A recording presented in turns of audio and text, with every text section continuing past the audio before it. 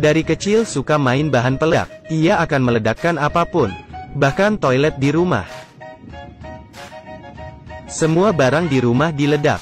Jika tidak ada, ia akan ke gunung untuk belajar peledak. Orang kaya ingin buang air. Kebetulan ia ada di dekat ledakan.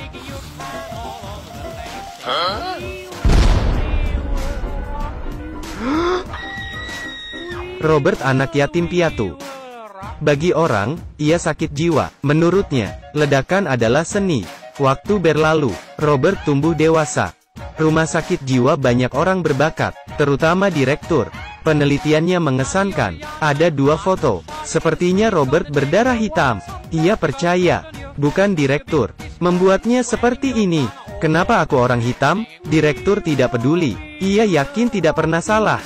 Demi mencegah Robert memperbanyak darah hitam, direktur lakukan operasi. Ia keluar dari rumah sakit jiwa. Robert hanya bisa bermain dengan ledakan. Ia bekerja di pabrik. Bertemu rekannya, orang Spanyol, perlahan mempengaruhinya. Bilang Spanyol selalu diperintah. Sekarang Edang memberontak, mengajak semuanya ikut ke Spanyol, menjatuhkan pemerintahan Spanyol, menolong rakyat. Mungkin ia tergerak, jadi ingin memperjuangkan.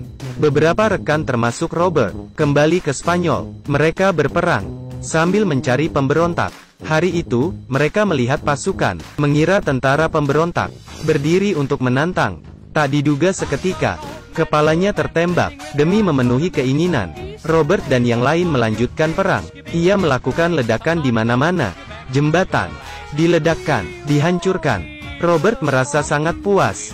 Setelah bom habis, mereka berpisah, meninggalkan Spanyol. Robert ke Amerika sebagai pekerja konstruksi. Para pekerjanya berani, tidak pakai pengaman. Situasi saat ini, Perang Dunia II tahap akhir. Rekannya bertanya, apa ia suka main bom? Militer Amerika ada proyek Manhattan, sedang cari orang, membuat bom terbesar di dunia. Kenapa tidak coba? Robert senang, bom terbesar di dunia. Ia ingin daftar, tapi ia tidak lulus SD, hanya bekerja sebagai pelayan, tuang teh untuk para ahli. Pengembangan bom mengalami kesulitan, belum berhasil diuji. Hari ini pakar nuklir Amerika sedang berdiskusi. Robert bertanya, apa bom masih tidak meledak? Para nuklir jawab, kamu ngerti apa?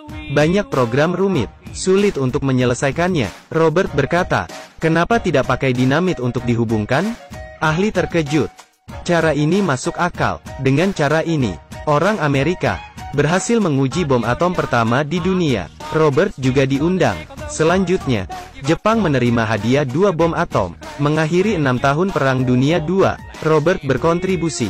Presiden AS mengundangnya, memberi korek api favoritnya. Robert kembali ke negaranya, ingin hidup damai.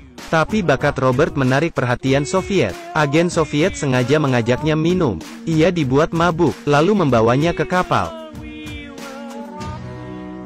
Robert terbangun lalu bertemu dengan pemimpin Soviet, Stalin. Stalin menginginkan bom atom. Awalnya ia menangkap Einstein dan kembali ke Uni Soviet. Setelah ditangkap, ternyata itu kakak Einstein. Salah tangkap. Perbedaannya dengan Einstein, ia keterbelakangan mental. Stalin mendengar Robert mempelajari bom atom, memintanya bantu Uni Soviet. Robert tersenyum. Hal ini, selama tidak menyentuhnya, ia akan setuju. Stalin mengadakan pesta. Robert mabuk, bilang ke Stalin, aku dulu memujamu, tak sangka kamu begitu jelek. Stalin sangat marah. Robert dikirim ke Siberia sebagai pekerja budak. Ia melihat kakak Einstein di sini. Malam itu, ia beritahu rencana kabur. Ini adalah penjara kita. Pertama, kabur ke sebelah gudang. Tapi langkah pertama, butuh waktu 3 tahun. Orang ini tidak mengerti. I go to Zimbabwe for feeding the food in canteen. Robert pasrah. Malam itu, kakak Einstein membangunkannya. Kamu lagi apa? Cari barang. Barang apa? Cincin granat. Ternyata ia ambil granat. Tak sengaja buka cincin granat. Robert takut. Menyuruhnya jangan lepas. Pergi keluar untuk lempar granat. Tentara mengangkap senjata. Robert bilang granat tidak ada cincin. Tentara ke samping, membiarkan mereka melempar. Granat mendarat di mobil kotak amunisi. Meledak. Seketika mobil itu hancur meledak. Amunisi terbakar, pangkalan angkatan laut terbakar, armada Soviet tenggelam. Robert dan kakak Einstein kabur, kembali ke kampung halamannya. Waktu berlalu, Robert berusia hampir 100 tahun. Karena operasi, tidak punya istri anak, hanya ada seekor kucing, menunggu mati. Hari itu kucingnya dibunuh. Ia bersumpah, akan balas dendam. Ia mengikat ledakan jadi satu, rubah datang.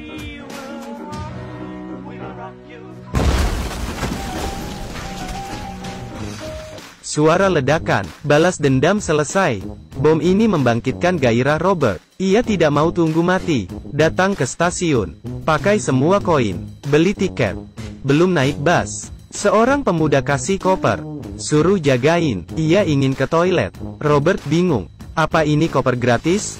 Ia bawa koper itu ke stasiun kereta, lalu bertemu seorang pria tua. Sudah makan? Belum. Makan dulu sini. Pria tua menjamu Robert. Robert ingin ke toilet. Berjalan keluar, ada pemuda masuk memukul pria tua, meminta koper. Robert dengar ada suara. Ia ingin membantu, mengambil barang, ambil kayu. Lalu, keduanya menyeret pemuda ke dalam freezer. Pria tua penasaran isi koper, membuatnya gugup. Saat dibuka, 50 juta uang tunai. Senang, tapi panik. Sampai sore hari, mereka mengecek freezer. Saat dibuka, pemuda sudah beku. Keduanya bagi 50 juta sama rata, bawa koper.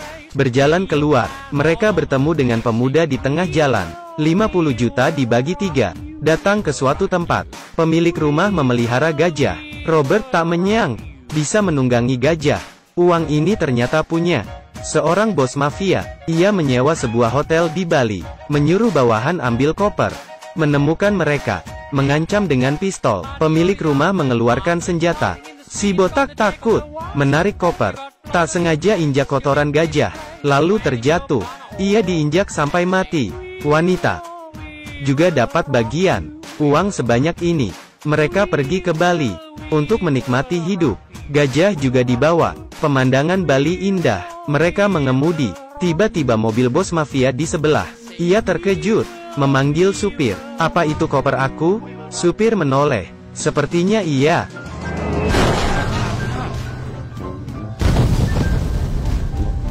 Bos mafia mati. Uang itu sepenuhnya milik mereka. Robert tinggal di Bali sampai mati. Melihat kehidupan Robert, bisa dibilang legenda. Tinggal di rumah sakit jiwa, disteril, ikut pemberontakan Spanyol, keluar dari penjara, minum dengan Presiden Amerika, bilang Stalin jelek, umur 100 tahun, dapat uang 50 juta. Film aslinya sangat lucu, sebuah film komedi, wajib ditonton. Jika kalian suka video ini, jangan lupa klik tombol like,